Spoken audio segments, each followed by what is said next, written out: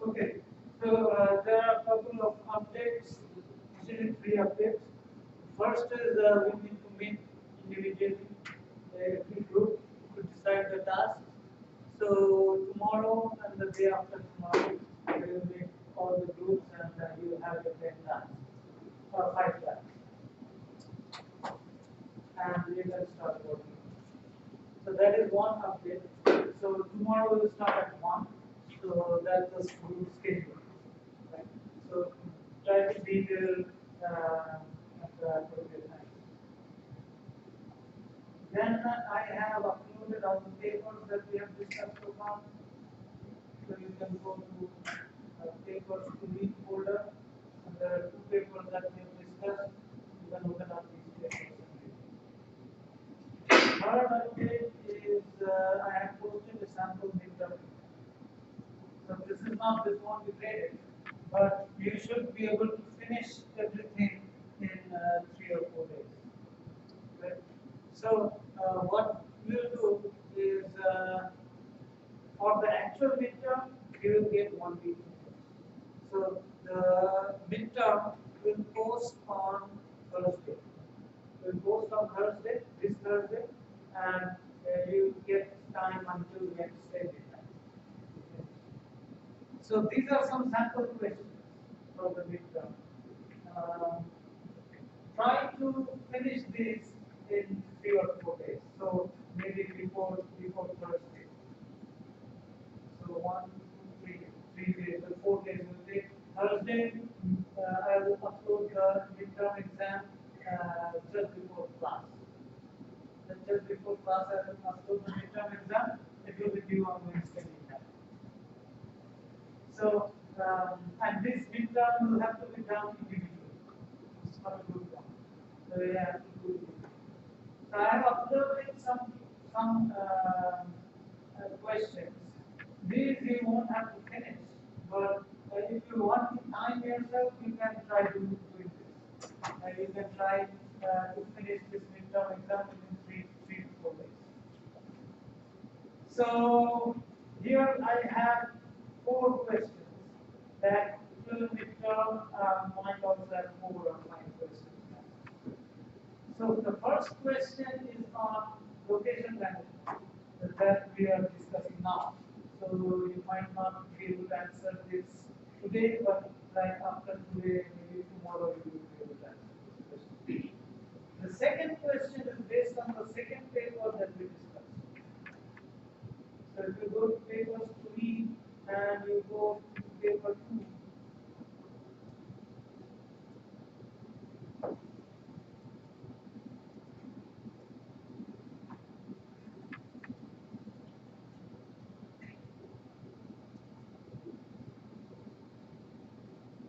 the paper 2, this was a smart watch-based digital recognition system for assisting people with visual impairment. Right? So this one, what you do is, this one we have discussed that they use some gesture recognition technology, right? Machine learning systems. So they use support vector machines to classify these gestures. Now, the idea is that these gestures are very simple gestures, right? So, do you really need a machine learning technique to classify these gestures? So, the purpose of the question 2 is to test this hypothesis. So, the hypothesis is that we don't need machine learning systems to find out or to identify this gesture. You don't need support information. That is the hypothesis. Now your task is to test whether this hypothesis is correct or not. So now, remember we uploaded a code, a piece of code that connected to the accelerometer and gave you data, accelerometer data, right?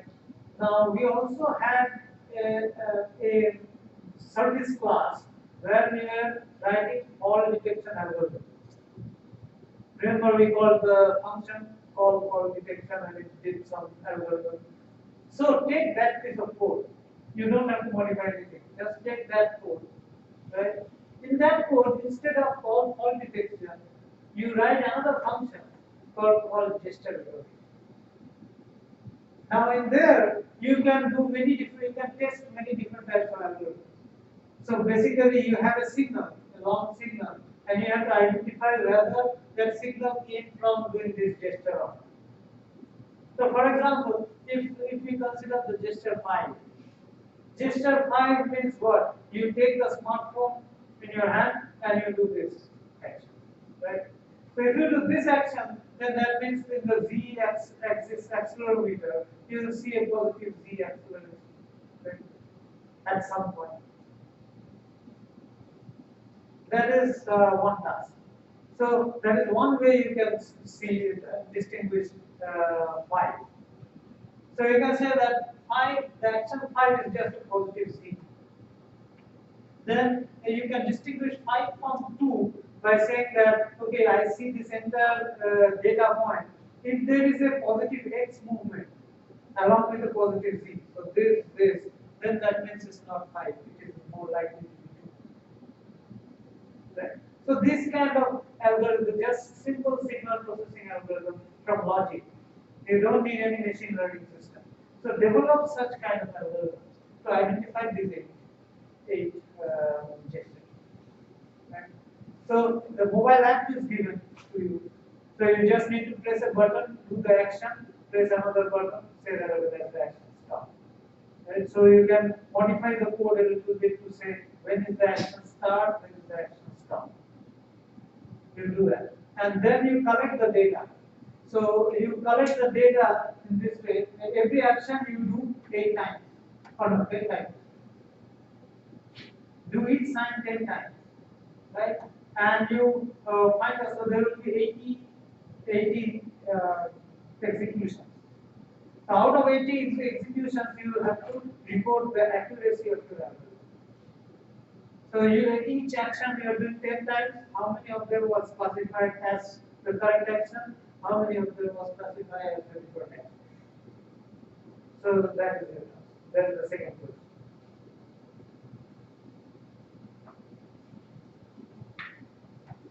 Now, what I can guarantee is that in your midterm, you will have some variation of this question. So this question will be there, but some variation of this question. Right? So if you attempt this question now, you can maybe be done with task 1. So create a mobile app, taking that code, whatever code we have given you as basis. Create a mobile app that collects this kind of data, gesture data. So you will already be ahead of that midterm. And then the second task will be to test your algorithms, maybe for a different set of signatures, not the same 8 that is there in the table. There may be some difference. So that is your second question. Now the third question is on cognitive brain computing, cognitive computing, and it is a numerical question. And basically, this question can have multiple answers. You have to select your system model and do the analysis accordingly. Right? You can derive your own equations, write your own equations, and so on. So think about the problem. Once you think about the problem, we can discuss the solution later. So maybe on Wednesday we can discuss the solution to this question. Right? So first, give it a shot, give it an attempt, and then we'll do it. So this is a numerical example of cognitive mobile computing. This is another numerical example on the operating system aspects of mobile applications, or mobile systems. Okay. So talk about fair scheduling policy, and we talked about fair scheduling policy. So this question is on fair scheduling policy. So you can expect this kind of questions in your midterm, and you will have 1 week to solve. Now, during that solution process, you can talk to your peers, you can discuss answers, whatever you do, because it's take home but you cannot write the same answer. If I see that you wrote the same answers, both will get 0. So whatever you think you write. So write it in your own words, write whatever you think of as answers to this question. Don't collaborate. But you can definitely discuss. So these are some sample questions for midterm. So this will be due on Thursday before class. If you want to submit, you don't really have to submit. You don't really have to submit, but if you want to test your timing for the midterm exam, you can submit it by Thursday, right? So, but then on Thursday, so let's say by 2 p.m. this would be due, and then at 2 p.m. I will upload the final midterm exam, right? The actual midterm exam.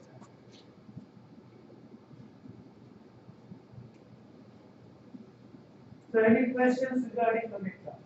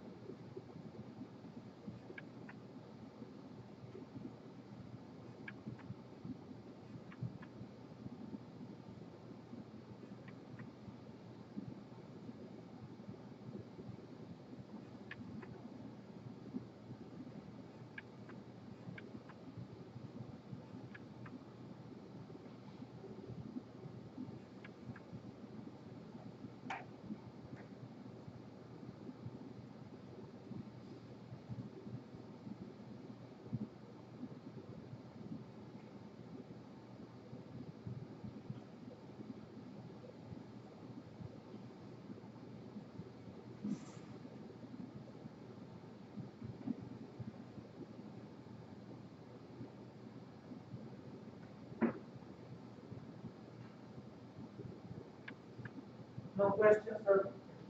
So then we go on to location management. So last class we stopped at this slide.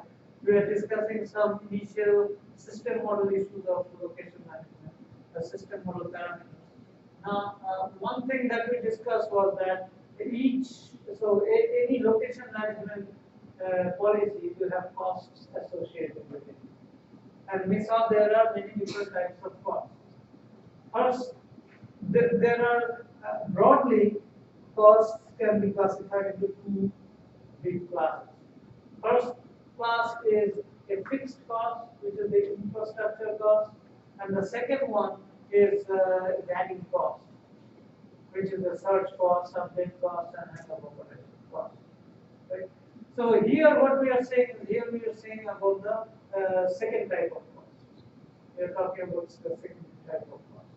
So infrastructure cost is you have to install cell towers. You have to find out how many cell towers are needed in a particular area. Depends upon how many users are there. What are the mobility patterns of the users? Right? If it is a deserted area, like around the highway, you won't need as many cell towers as it is in Tempe. Right? In Tempe, you will need much more cell towers. Not because of the coverage. You could have covered the entire area with less than what is there right now. But you still need more cell towers because you would want to serve more mobile phones. Each cell tower might not be able to serve a large number of mobile phones. And they have resource limitations, they have memory limitations. Not only memory, we have the time limitations as well. Because for each search operation, we need to search the entire database of mobile phones and find out whether that particular mobile phone is registered with the cell tower or not.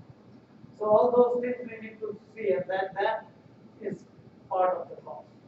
So cost is not only in terms of money, cost is also in terms of response time.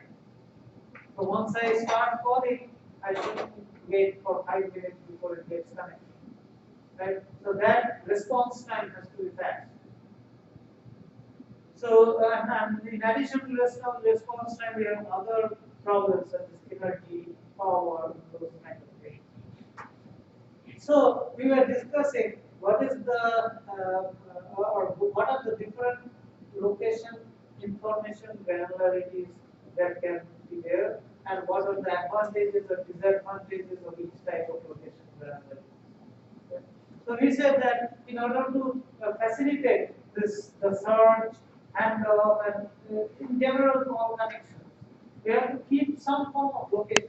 We have to keep some form of location information about each mobile phone in the cell tower.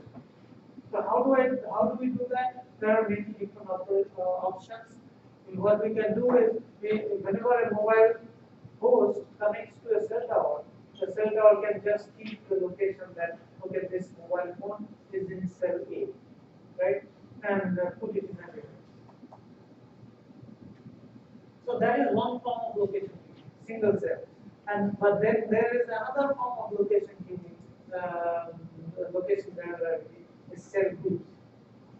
Right? So you can also have cell groups. Now cell groups, if you have, cell groups will mean that you don't say that the mobile phone is registered to one particular cell, but you say that the mobile host is registered to one particular cell group, and in that cell group you can have multiple cells, A, B, C, three cells. So what were the relative advantages of these two types of location granularity? So one advantage of one cell granularity is that the search operation is less costly because you know exactly in which cell this mobile phone can be found. So you just search that cell. On the other hand, if you look at cell group, then the search cost increases because you know that this mobile phone is in a particular cell group, but you don't really know at which cell inside that group the mobile phone is there. So you need to search all the cells in that group. So your search cost increases. On the other hand, your handoff cost decreases in cell group.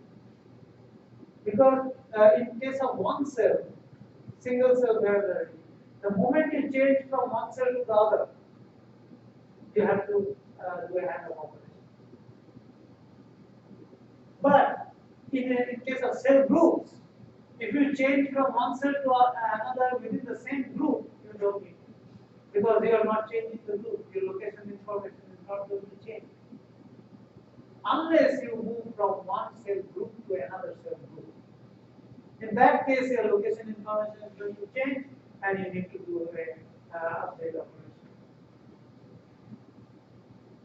So that are the relative advantages and disadvantages of one cell versus cell group.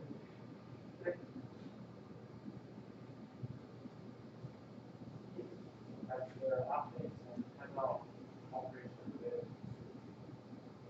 So no, we do update or handoff, you don't need to do search operation. Because update or handoff can be initiated by either the mobile phone itself or by the cell tower. Right? So it is not initiated by a calling mobile phone. So in that case, you don't need to search. We'll see in much more detail each operation. So that is what this slide is saying, so that there are trade-offs between the cost of search and cost of update or handle. So more updates means more accurate location information and you have less cost for search. Fewer updates means less accurate location information and you will have your search cost will increase. Right? Now in case of handoffs, so you do handoffs in order to support roaming, right? If you roam and you get out of contact with a cell tower, you need to hand off to another cell tower. Now there are several issues for handoffs. The issues that you were pointing at, we come to those. So the issues are when to hand off. So the first issue is when to hand off. Now there can be many different answers to this question, when to hand out. First of all, the most basic answer is, okay, if you see that your signal strength from a particular cell tower is getting very weak, you can't really connect to that cell tower anymore, then you hand off the other cell tower. That might be a situation. But the problem is, if your signal strength, a measured signal strength, you see that it's weak, and you haven't yet done a handoff operation, then this means that there is higher chance that you lose call connection. Because your signal strength is already low, and if a call comes during that period when you are still connected to the cell tower, so that the receiving signal strength is low, the call might be either disrupted or the call quality will be very poor. So it is not very wise to always wait for the time when the received signal strength is very weak to do a handoff. So you might want to do handoff earlier. So what is the signal strength that if you sense that signal strength you will want to handoff? The problem is there is no simple answer to the signal strength threshold. So there is no single signal strength threshold after which you will switch. The reason being, signal strength always naturally varies. Even if you are closest, very close to a cell tower, you might still have weak signal strength because there are interference issues. You might be blocked by a huge concrete building, even if you are very close to a cell tower. Or there might be multiple cell towers which are sending electromagnetic signals to your phone, and they have an interference pattern. So there might be in some locations where you do not get any cell tower or any signal strength from any of the cell towers. Those things can happen. So purely based on signal strength, it's often difficult to decide when to hand out. Purely based on signal strength. So that is the one possible method, and also problems with that method. Another possible method is you track the GPS location. You see that physical location from this particular cell tower is very far, and you are closest to another cell tower physically, right? So that might be a reason to switch. You are closer to one particular cell tower than the other. That might be a reason. Now the problem with that is, what if you are moving very fast? And you are moving very fast, and so let's say you are moving on a highway. Right? This is one of the questions that we already have done.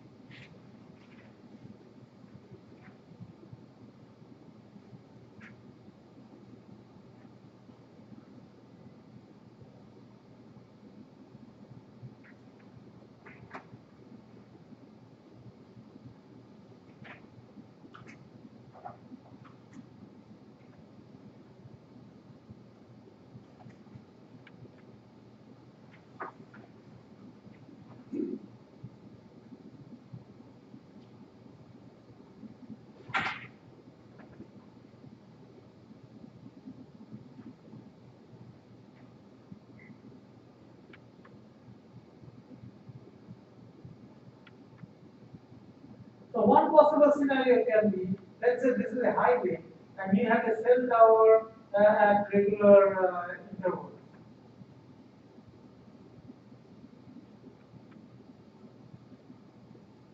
And at regular intervals you have a cell tower. Now let's say these cell tower coverage areas are these. Right? So this is distance, right?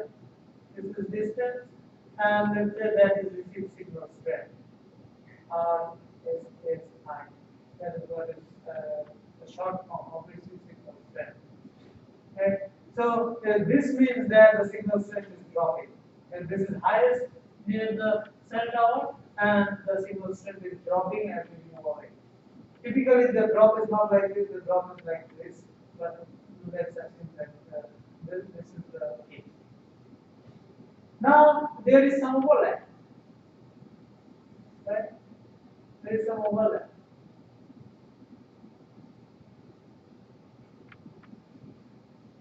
So, if you are moving, let's say you are moving in this direction at a speed of 85 miles per hour, right?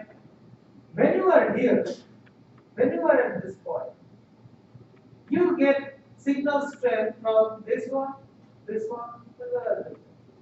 All three. Now there are two cases that you can imagine. One case is that if you are coming from here and you're moving there, you have this speed 85 miles per hour, and you see that okay, this is my highest signal strength, suddenly I get this one as a higher signal strength. So at this point I have all three, but the highest signal strength is this one. Right? So what you can do is initially you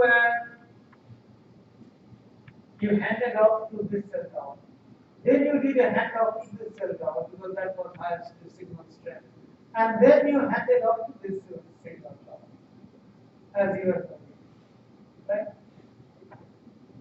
So there are three handoffs.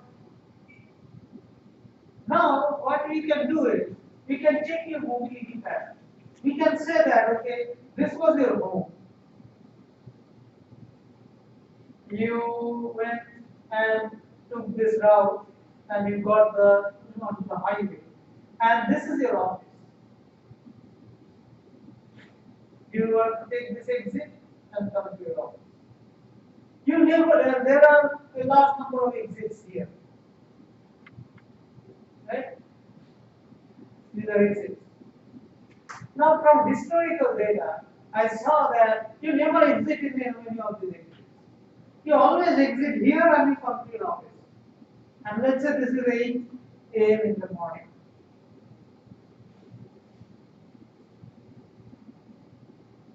And this is weekday.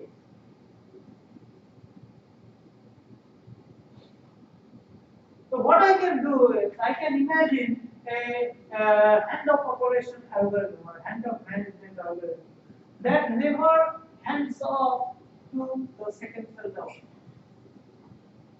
Because whenever you are at that position, that arrow position, yes, your cell receive signal strength from first cell tower is very weak. The receive signal strength from third cell tower is also very weak. Cell tower 2 is the highest receive signal strength. But you are going to be there in the cell tower 2 coverage for a very short amount of time because your speed is 85 miles per hour. And let's say that distance is just 3 kilometers. Right? So how long will it take for you to travel 3 kilometers or 3 miles? How long will it travel? How long will it take for you to travel 3 miles at that high speed? 5 minutes. Right? So I can make an assumption based on your call patterns that your average time between calls is 1.5 hours.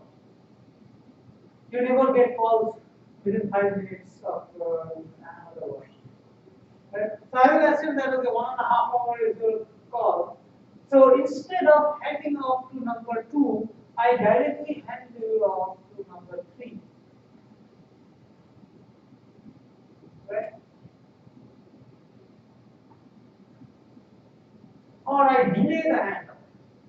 I don't hand you off to number 2 yet because still there is signal strength from cell tower 1, which is very low, but still there is signal strength. So even if a call comes, call quality will be poor, but you will still get the call. Right? And I am willing to take the risk that in that 5 minutes, even if you get a call, your call quality will be poor for a very short amount of time. Because you will get past that area and you will connect to cell tower 3, you will get better call reception. So I am taking the risk that okay, within 5 minutes, whatever call comes, you will have a poor reception, but it's very small time. Right? So your service level agreements, which means the agreement that is signed with your phone company, it says that okay, you 95% of the time you will get very good reception. They never say that 100% of the time you will get very good reception. There is a 95% of the time you will get very good reception. So that agreement is not valid to you. You will still get 95% of the time you will get a good reception. So I am taking that risk. I am delaying the handoff. I am delaying the handoff and not letting you hand off to number 2. Instead, I delay the handoff, and once you reach a good receive signal strength from 3, I hand you off. Right. So what have I done? I have reduced one. And reducing one handoff has good implications on cost. First of all, power for the mobile phone, because now the mobile phone does not have to send any information to the cell tower. Second, cell tower memory. Cell tower 2 does not have to keep any record of your mobile phone. Right? So it saves memory. And 3, it saves time on cell tower 2. Because cell tower 2 will have lesser workload. So going forward, you cell tower 1, you don't even know that there will be a cell tower 3 along the line. The infrastructure will go. Right? The phone company knows. For you as an individual, you just know that there are 2 weak signals from 2 Yes. So yes, exactly. So the mobile phone doesn't know. Mobile phone doesn't know that there will be a smart cell tower which is more powerful. So there are 2 ways to do handoff: mobile initiated and infrastructure initiated. So in case of mobile initiated handoff, there are other factors that the mobile phone takes into account. And in case of infrastructure initiated, there will be other factors. We'll talk about that in the next slide. Just wait a minute. But if you have that information that there is a third cell tower that is much closer to your office, and it is the cell tower that you always connect to when you go to the office, right? So then you can delay that and reduce the cost of it. So using this kind of analysis, this kind of algorithm, I can reduce your cost of operation and I can give you free call. Does this actually exist now in the market? Some variant of it. Because you don't really give location information. Location history you don't really give. And you can, but mobile phone companies don't ask for location history. And maybe they keep a track of it secretly, I don't know. But you don't agree to give location information. Yes. But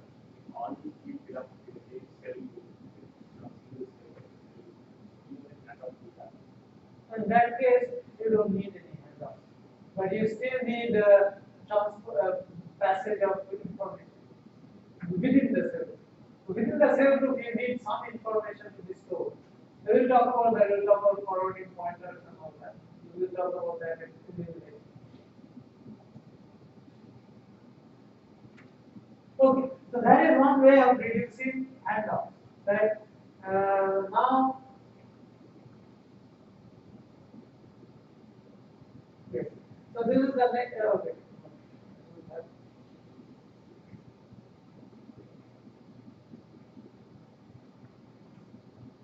Yes. So we come to the question that she raised. That how does the mobile phone know? So there are 2 ways. We can have mobile controlled handoff or network controlled handoff. So mobile control handoff says that okay, so this answers the question: who does the handoff? Who initiates the handoff? Right? So either the mobile phone can initiate the handoff or the network can initiate the handoff. So what are the factors that the mobile phone can take into account? The mobile phone can take into account receive signal strength. That is one of the factors. And say that okay, this cell tower is in me, I want to hand off to another cell tower. Right? So that is mobile initiated handoff. Or you can also say that, okay, I know the exact location of this person who is using the mobile phone, and I know that speed that the person is traveling with. Now the mobile phone can tell the network, okay, I want to handle because I know that within a very short period of time I will go out of range of cell 1 because this person is driving very fast. Right? Then it can tell the network that I want to hand off. Now, to which cell you hand off can be decided by the network. The network sees that okay, your initial location is this close to cell 1, and you always go to cell 3. So instead of handing you off to cell 2, I hand off to cell 3. But the handoff was initiated by the mobile. The network came in and told that which cell do you want to go to.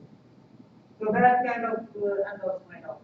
Then other factors that can affect handoff is that, let's say, current cell tower which is serving the mobile phone is very overloaded. There are too many mobile phones that this cell tower is serving. So in order to distribute the load, even if you are closer to cell 1, the network might choose you to hand you off to cell 2. Because the load in cell 1 is too much, cannot handle. So in order to have a better response time, it will give you to a lower load cell. So let's say cell 2's traffic was much lower.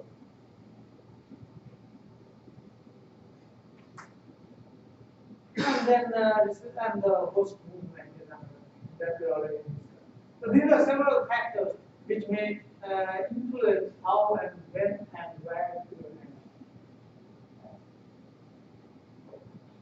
Now, all these algorithms that we have talked about, all these algorithms can be implemented if you have full knowledge of the network. So, who has the full knowledge of the network? The company which is providing you the service. And that company will have knowledge of its own network. Often, different networks do not share knowledge. And even if they share knowledge, they have some monetary exchange between them. That I will give you some, you give me some money, then I will share the information. Right? So that's why T-Mobile is free, T-Mobile to AT&T you have to pay.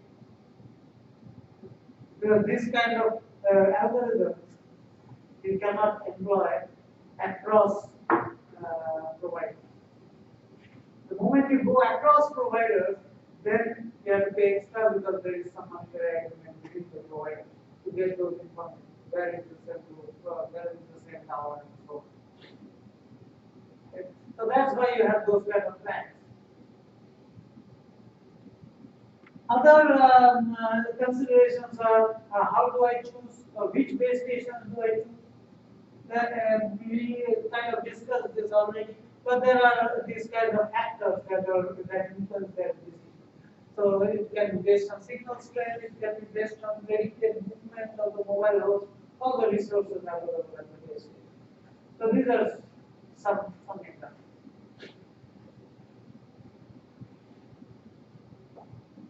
Now let's go into some mechanisms by which these handoffs, search, and all these operations are done. Right? So some mechanisms, in order to discuss these mechanisms, you need to understand location register. So location registers are conceptual things. These are nothing but databases. So these are stored somewhere. It might be a computer on a cell tower, it might be a cloud server, we don't know. It depends upon the service provider, however they choose. So the function of location register is to keep the location, store the location. It's a database. So if we to get the idea, let's say that all the cell towers in this entire world has a single location register. Let's assume that for now. And that location register is called the home location register, HLR. Right? Let's assume that there is a single location register which has information about all mobile phones. Let's assume for now, and let's see how the algorithm works or how the mechanism works, and then we'll switch to multiple location registers.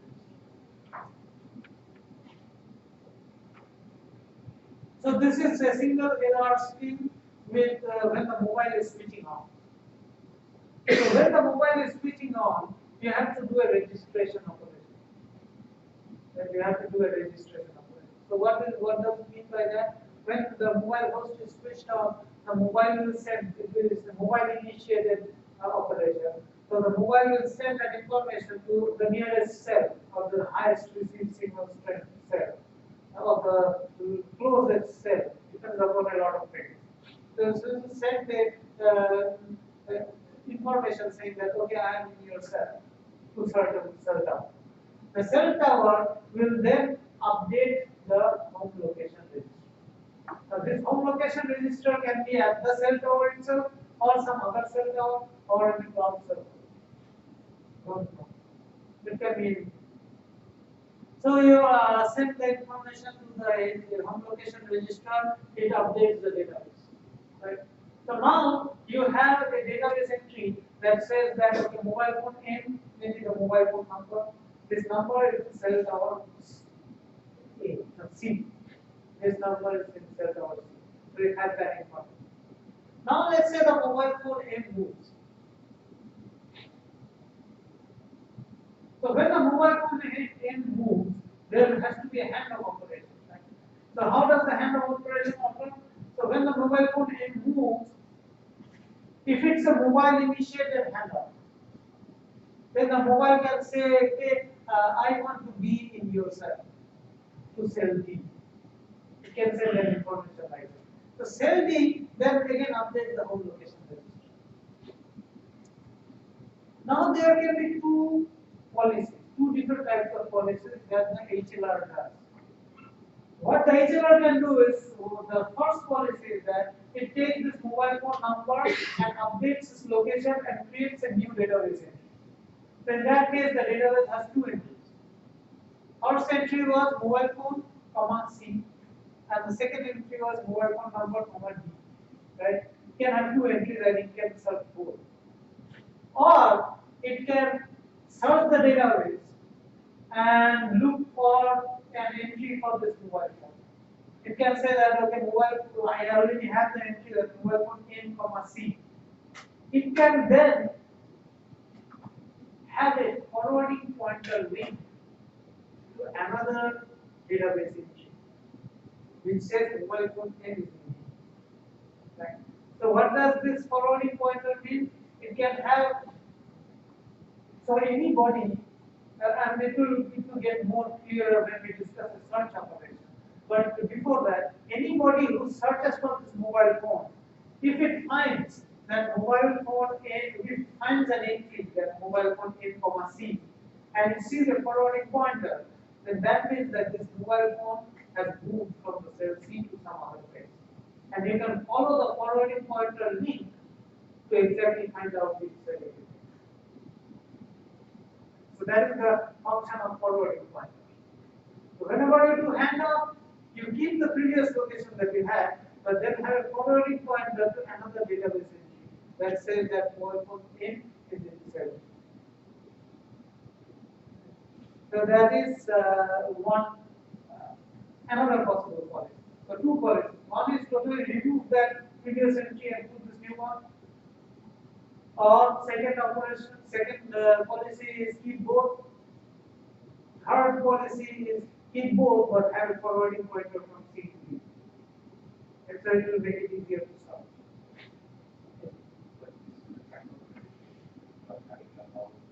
Yeah, it will track the data. So that's another advantage. So what he is saying is that if you have a forwarding pointer, it will track the trajectory. That is a good observation.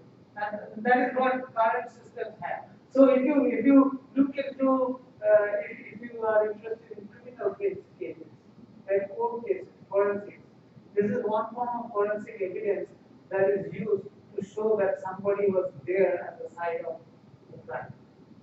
So what you can see is that you can track the cell tower, exactly where the person was at one time, so you can even detect. Right? So you can use those cell tower information as forensic evidence. You can say that okay, you were there at that particular time at the crime scene when you were the problem. those kind of things you will say in court cases. So that is handoff. Now how do you search? So whenever a mobile phone wants to search something, search another mobile phone, if there is a single HLR, we'll see what happens when there is multiple HLR. If there is a single HLR, the mobile phone aim contacts the HLR. So let's say that is mobile phone M2 and this is mobile phone M. The mobile phone M2 who is calling will directly contact the HLR and will ask where is mobile phone M. The HLR can then read the database, search the database. So it's depending upon what policy it used to store, right? It will give you different answers. So one possible answer is that okay, the mobile phone, the HLR found that entry that mobile phone M, C. So then the HLR directly asks the cell C, is mobile phone in your cell? If it is, then the cell C will say that yes, it is. I found M, and a direct communication link between that mobile phone and this cell tower will get established. And through this cell tower, it will come. That is one search operation. The second operation is you see that mobile phone M is not in C. What happens is that is the so search failure. If there is a search failure, then cell C can say that okay, no, it's not in my cell. So then you keep on searching the database again if there is no forwarding pointer. If there is no forwarding pointer, you search the database again, you find another entry, okay, mobile phone was in D. Now you search D. Two things can happen. First of all, mobile phone is switched on, so then D will find mobile phone M and will let the HLR will let the mobile M2 know that okay, I found it and will establish it. Or mobile phone might be switched off. In that case, cell D also does not respond. Cell D says that the mobile phone was in my cell but is switched off. So in that case, you will get a notification that we cannot complete the call because mobile phone is switched off. Right? Those kind of things will happen. Now, there is another thing called update operation, right? We know that there is an update operation. Now, there is a term called time to live, TTL, time to live, right? So, what does that mean? That means that based on this TTL value, the HLR might decide whether to keep your record or delete it. Because the HLR has limited memory resources, it wants to give, if you are not using that memory resource, it wants to give it to some other person. Right? So since the mobile phone, the HLR has limited memory resources, what it can do is, if it does not get any update from you at a periodic time, at certain periods, then it might remove your information from the data. To save memory. So that time period by which the HLR expects that you will give me an update is called the TTL, right? Time to live. So that is one method that the HLR can employ to save. Right? Now, how do you determine TTL? Or using TTL, you can argue about many different things. The first thing that you can do is you can estimate surf diameter. Surf diameters means that okay, if I have a HLR and I know that this mobile phone is under this HLR, so HLR can be kept for a group of cells.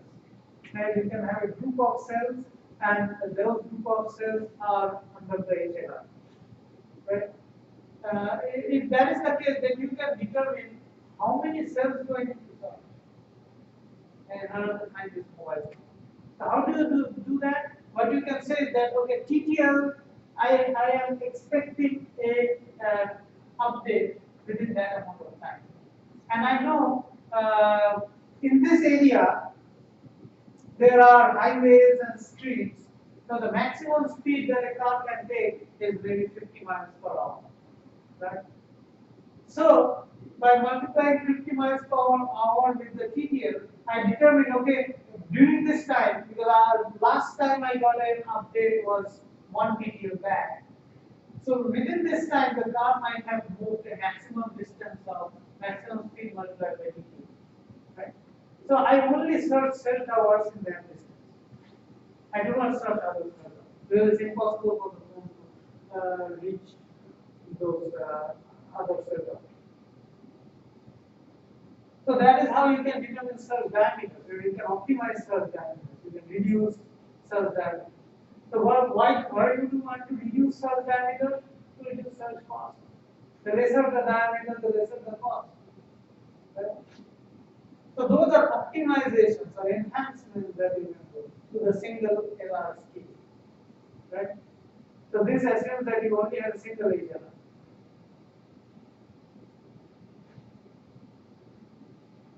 So the question that you have in midterm or the mock midterm is related to this TTL. Right? You can go and look into that question once this class is done. Now within the single LR scheme, there can be registration area. That is another enhancement. Registration area means based on a mobility pattern or based on some metrics, you classify cell groups. And we come back to the idea of cell groups. You say that the cell C and D is within one registration area, but cell E is a different registration area. And you keep the location of the mobile phone with respect to registration area. There is a mobile phone is in RA1 or mobile phone is in RA2. So, what is the advantage of this having registration area? We know that having cell groups is advantageous because it reduces handoff operations. Right? So, if we have a mobility pattern where a mobile phone M always moves from cell C to D and D to C very frequently, right? It always moves C to D, D to C, right? Very frequently. So, in that case, if it moves between C to D 10 times in an hour, if you do not have registration area based location management, then you will end up doing 10 handoffs an hour. Instead, if you have a registration area, then if the mobile phone is within RA1, you don't need any handoff. The number of handoffs is zero. You only need to hand off when you change from one registration area to another.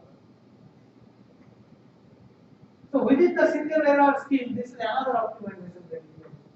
Cell groups.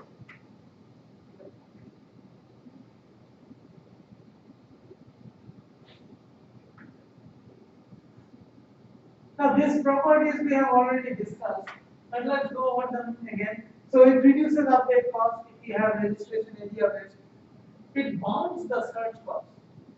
Now this is a different thing. We didn't talk about it, bounding the search cost.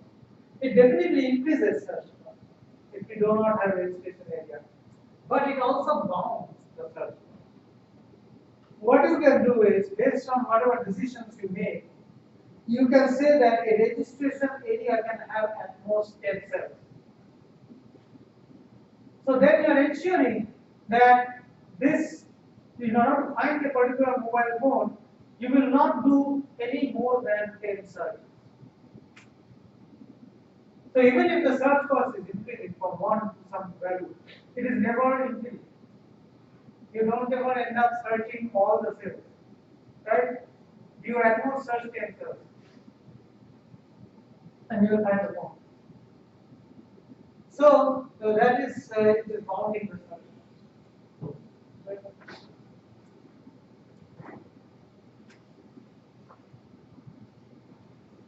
Another issue is it makes location management more scalable. Scalable means what? That you want using the same resources, using the same memory resource, you can have more mobile phones. You can have the information for more mobile phones. So if you think of that forwarding pointer thing that we are talking about. So every time you switch from one cell to the other, you have to have a forwarding pointer. You have a new location, you have a forwarding pointer. So if you have a one cell based location, granularity, then if I change 4 cells within 1 hour, you will have to have 4 entries and 3 forwarding pointers. Right? Instead, if I have registration area where 3 of the 4 cells is one area and 1 cell is in a different area, then you only need one update and just one forwarding pointer. So, with a lower amount of information, you can have this location information on the smartphone. Each smartphone has a lesser amount of information. So you are compressing the location information on the smartphone. And hence you are making it more scalable because now with a lesser memory space, you can accommodate more mobile phones. That's what makes it scalable. But there are problems with the location area. The question is what is the granularity of the cell? How do you know that there will be only 10 cells in the cell group? Or do you need do you want to make it uniform? Do you need a cell group has always 10 cells? It might not be the case because it depends upon how many mobile phones have to be served or what is the density, population density of a particular region. So you might have 20 mobile phones or 20 cell towers in a particular group in Delhi. But if you go in the I-10 highway and you go to Page might have only 3 cell towers in a particular group because they are covering a larger area. They are not as busy. So each registration area might not have the same number of cell towers. Depending upon the density of mobile phones, it might change. So these are many different questions in front of the mobile phone manufacturers. Or not mobile phone manufacturers. In terms of the service provider. Right? So that's why a lot of research is still going on in the service provider area. T-Mobile, AT&T, they have their research team which are doing all the researches in this. So there are also job openings related to this kind of thing, who require expertise in this area. Right? So it's a very big optimization problem. How to partition the cells in arrays, taking into account call, mobility patterns, call patterns, mobility patterns, and you have to minimize the location management cost. Right? So which means you have to minimize search cost, minimize handoff cost, and update.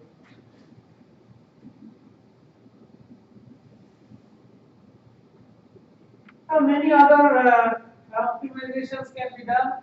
You can do movement-based updates. These we already saw. Movement-based updates and distance-based updates and so on.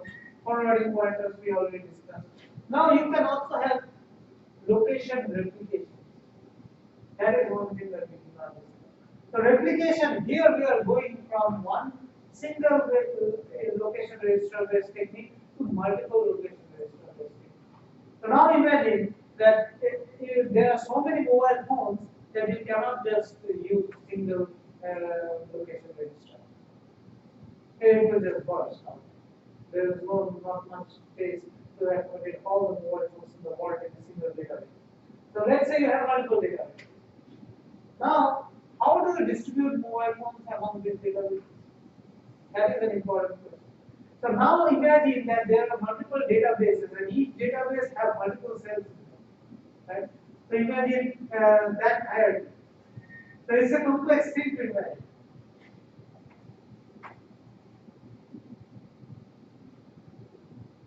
So this is what I'm telling you to imagine. Imagine that there are these are LRs, so location registers, LR1, LR2, right?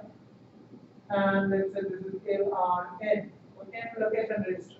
Inside, there are multiple registration areas.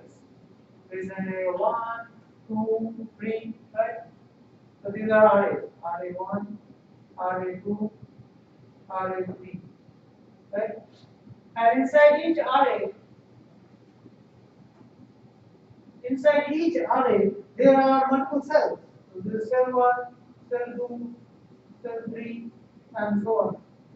And these arrays might have different number of cells. So imagine this hierarchy. And what we'll do next is we'll forget about all this, we'll only remember this location register. But keep in mind that each location register has registration area that's built out inside there. Right? So let's say that is our hierarchy. If that is our hierarchy, we can imagine distributions of location registers, the replication of mobile location information in the location register. So how do we do that? There are many different ways to do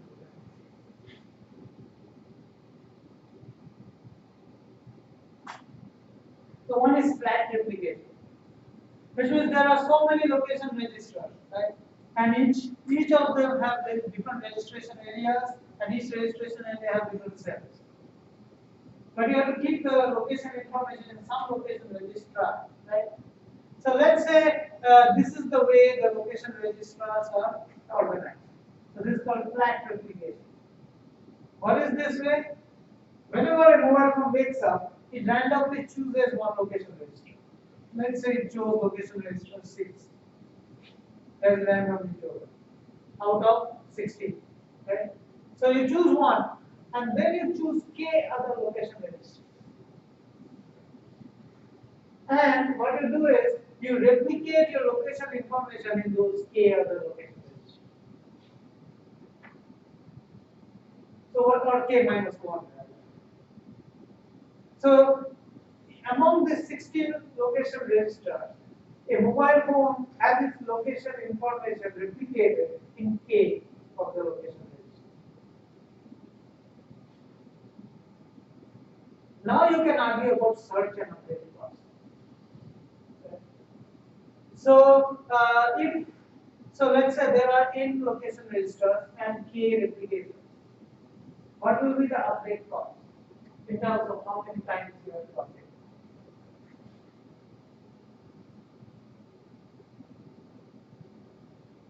As opposed to no replication, what will be the update cost of replication?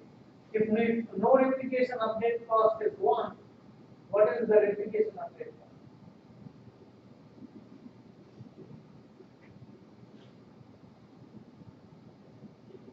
Okay, you have to do k times update, right? Now, what is the worst case search cost? Or how do you search? How do you search?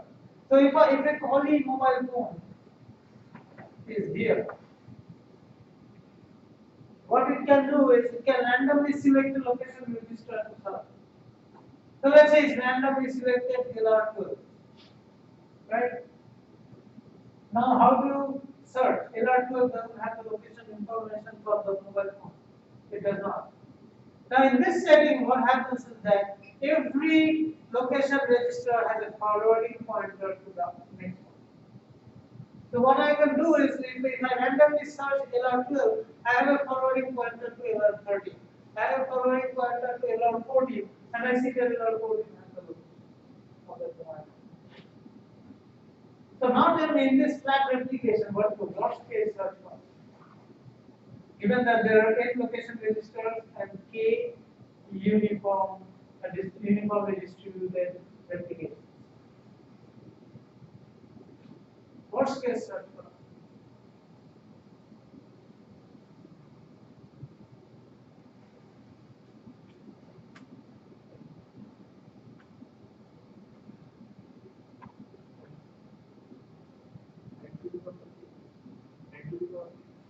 When to the power? 1 minus.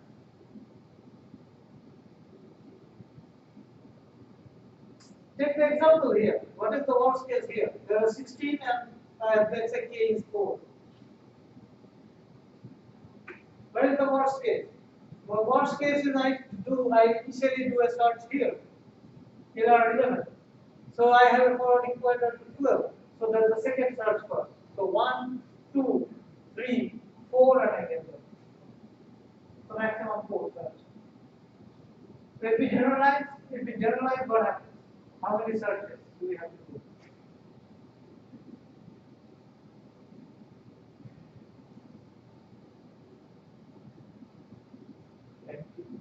Yes? Did we do 64 searches? We did 4, right? N by k. N divided by k. 16 divided by k. What is K? K is the number of replications. So there are 4 replications that we did. Do you understand? This is the problem. Yes, problem? Or no? Okay. Who does not understand this? Well, what is the purpose of replication? What are we replicating? We are replicating the location information. So if there are k replications, what is the worst case scenario?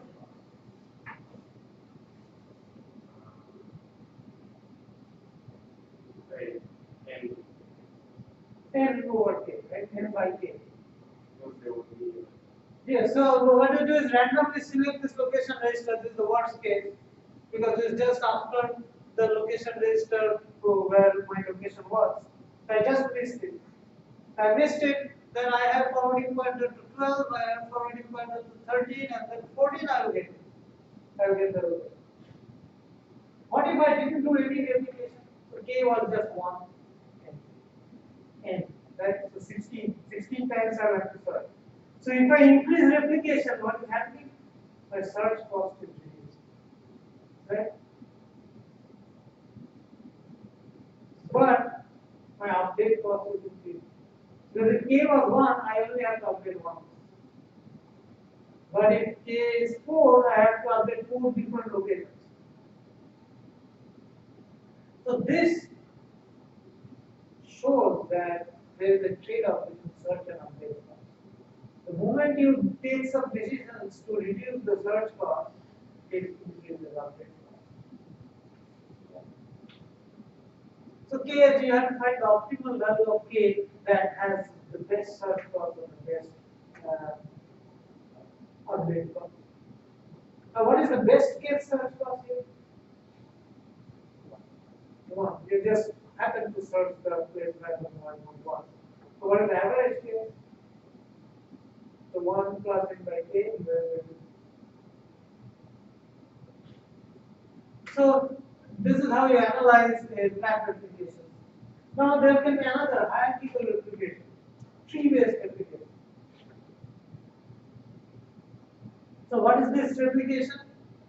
So this LR0 to LR7, these have registration areas under them and cell towers under them. But LR8 does not have any registration area under them or cell tower under them.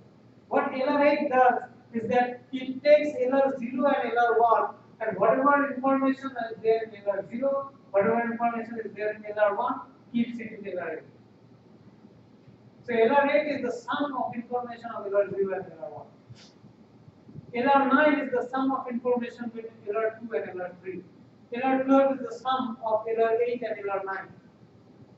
And LR14 has information of all the things. Right? Now, if that is the case, how do you do a search? How do you do an update? Right? So, if you want to do an update, the first time you do an update, what do you have to do? Let's say you turn off the phone. You turn on the phone and let's say you are at location register of LR4. If that is the case, you update the LR4 or do a registration to LR4. Right? Now what the LR4 has to do is not only keep the information here, but also update LR10. LR10 has to update LR13. LR13 updates LR4.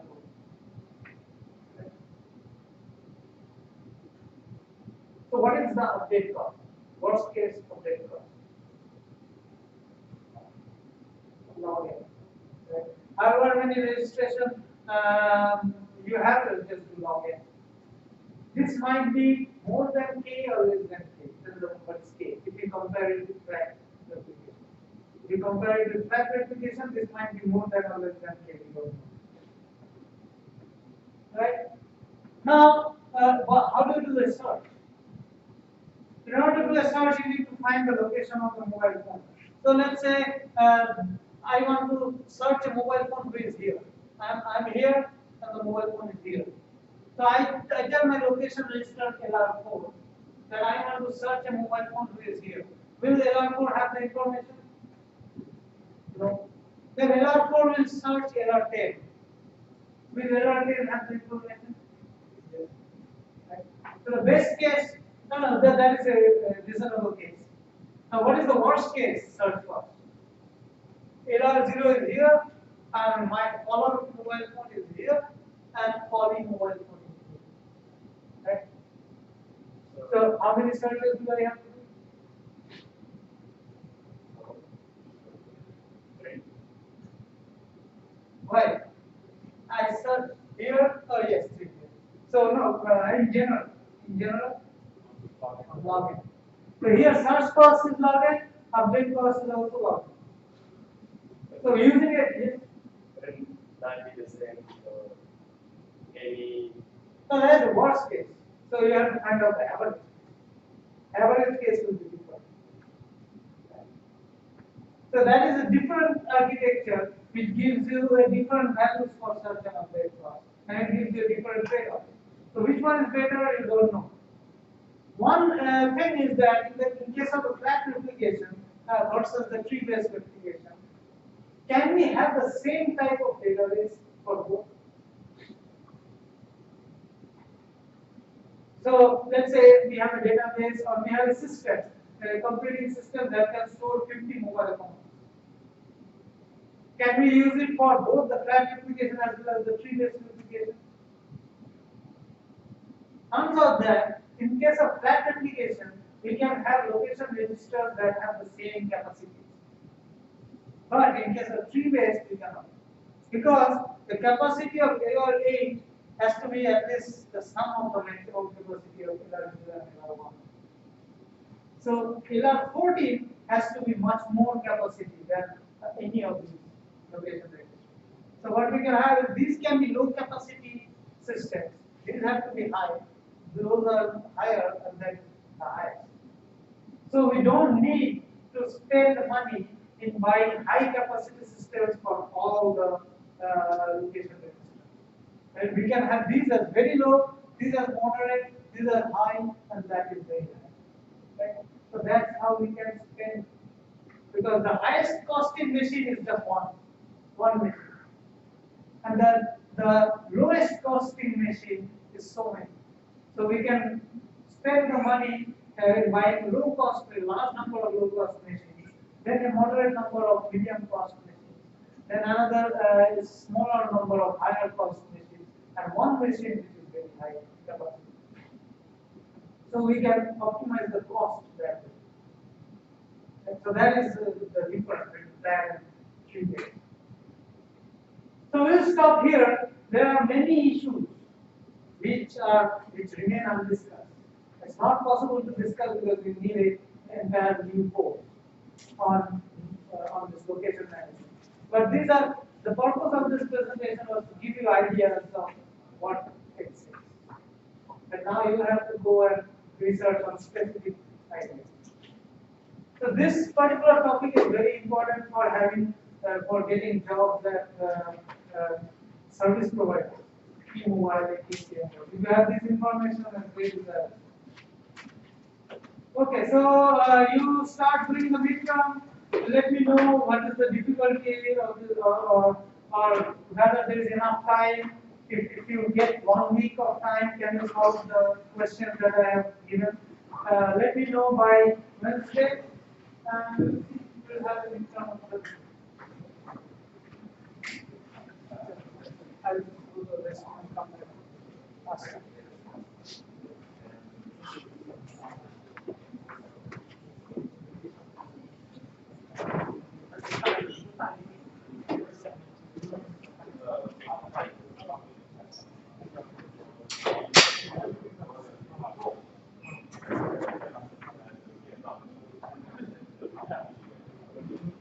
是没讲的吧？对吧？他不是讲没讲，但是你说他会不会？你这不简单，比如说往说的还是往里。